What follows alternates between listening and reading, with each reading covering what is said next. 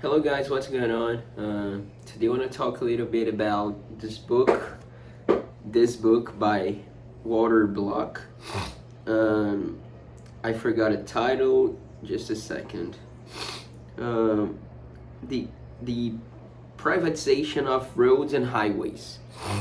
Uh, this is the first book that I read like completely uh, in the Kindle.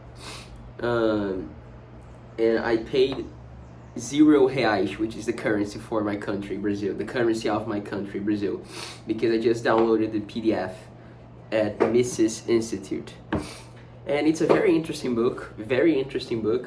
Um, I've known the Austrian school and libertarianism for about 10 years, 8 years actually, since 2016. And I know a lot of the base structure of the argument, but some like the details which are not exactly regarding Austrian economics, which is more regarding as Walter Block says as a entrepreneurship actions or management actions.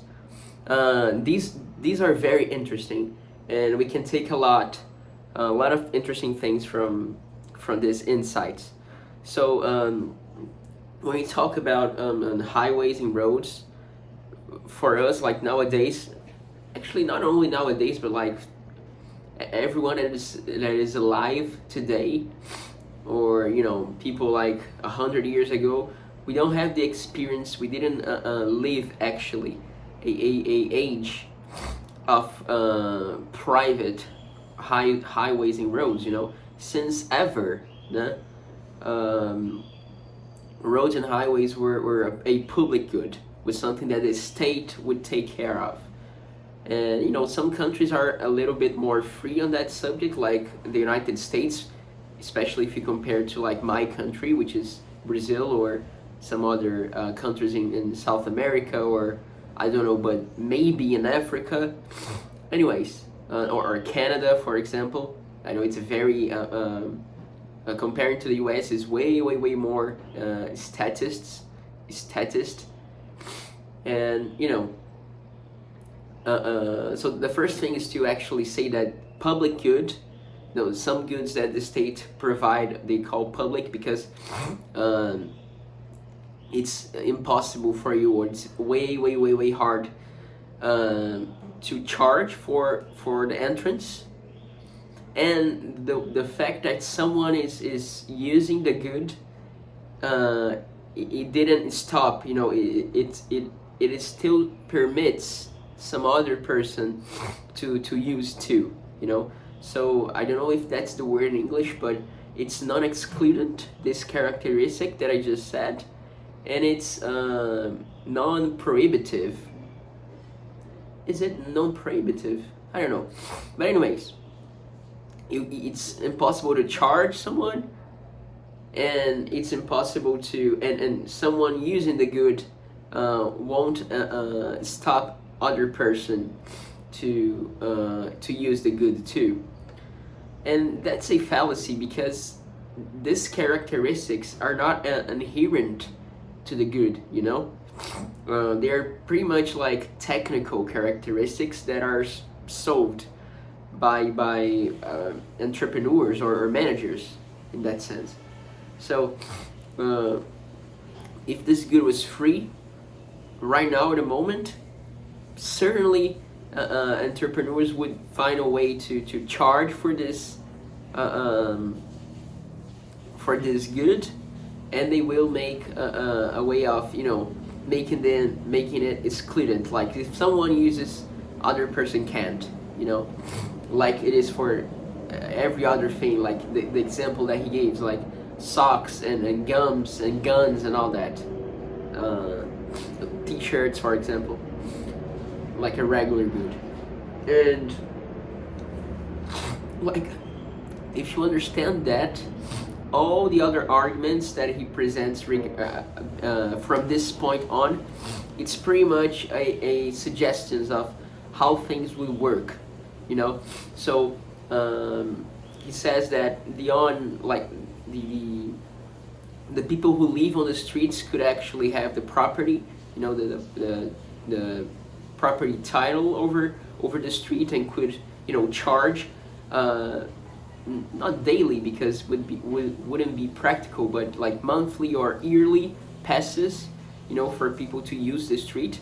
We have something like that in Brazil. It's probably common in the U.S. too, which is like a small device that you can use in order not to you don't need to use the toll in highways and roads. You just, you know, pass a I don't know the name of that, but it's like it's a lane, and there is like a bar, and there is a camera that reads the code on this device, and you'll be able to, you know, pass without having to wait on the line to pay the toll to the cashier, you know. So we could use something like that. And there's something that I thought, which is some streets, especially like very commercial streets, a lot of commerce, they could work like a mall, you know. There would be the owner of the mall, or the owners, the stockholders, and they could, you know, rent the spaces to the people who have, you know, stores there, and the revenue could come from this source. So it's part rent and part a percentage, a share over the revenues from the stores, you know. So that's a alternative that I thought. Or you know, a lot of things online work like that. You don't have to, you like the final user don't have to pay to use the app, for example, and the revenue comes from people who publish. I forgot the word for that, but you know, people who publish their business, you know, who make like marketing on the platform. And so that's a first thing. The other thing is I mean, it's not another thing. It's more of a technical issue if you understand the thing that the fact that public goods are not a real thing, you know, which is the problem. Like if someone like a monopoly, a guy that owns a road, and he wouldn't allow anyone to use the road. So, you know, he would like divide two part of a country, for example, a road that starts in New York and finishes in LA. It would divide the country in north and south, because he wouldn't allow anyone to use, you know, to cross the road, for example, because it's his private property. But you know, that's not a problem at all. You could just build a bridge or a tunnel, and when Waterblock uses this argument, some other guy, I think it's Gordon Tullock, says that. I mean, I don't know if exactly Gordon Tullock, but someone says that, which is basically the John Locke'sville over private property. That you have property like from the ground above and ground all the way down. You know, not all the way down, but like in a conic shape, which is insane. Like it's a absurd notion. The notion, and Waterblock don't said that, but I think it's a more, the way I think it's a bit more formalized with all modesty in the word. Okay, I'm not saying that I'm better than Waterblock. He's probably one of the most creative libertarian economists that we have. But what I think is that private property rights, if I'm doing something that still allows you to use your property the way you want to, that's okay.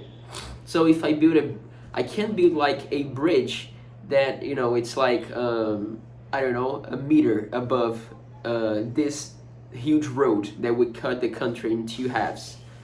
Of course I can't do that, because if the bridge is like 1 meter off the ground, cars wouldn't be able to pass there.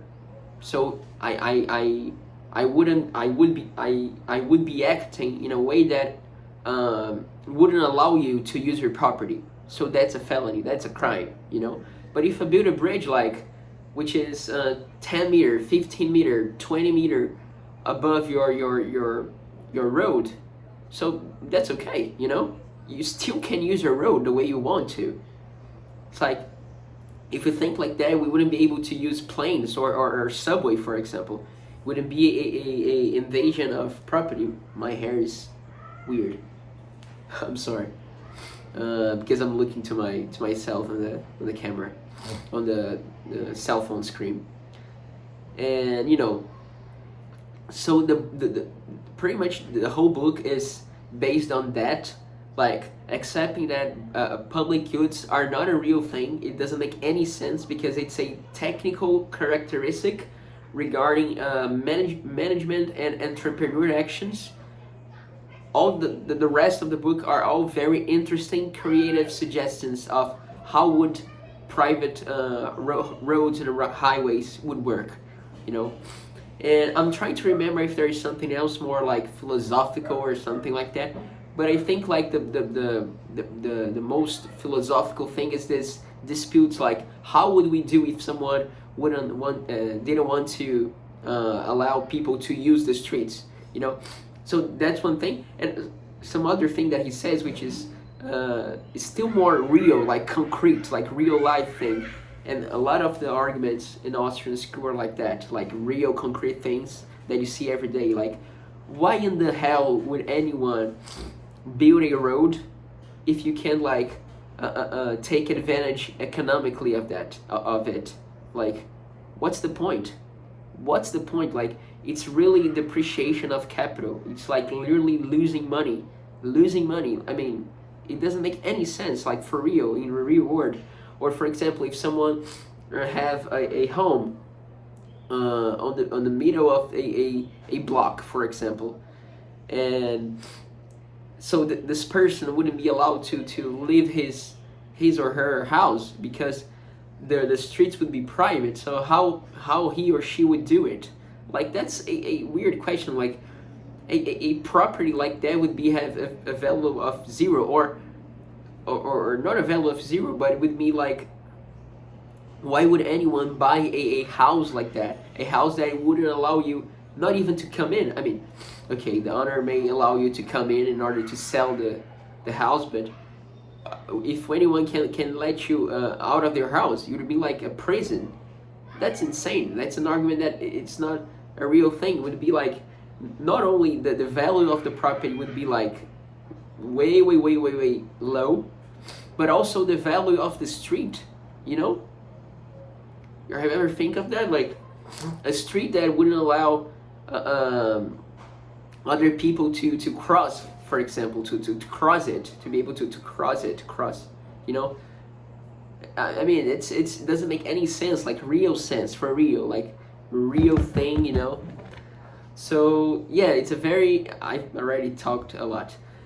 It's a very interesting book, As always, libertarians are so creative for giving ideas, suggestions of how a lot of things would work in a libertarian society, a free market society. And, you know, very interesting. And yeah, that's it. Feel free to say what you want about this book. What was your opinion? What was your opinion about this video? And yeah, guys, bye bye.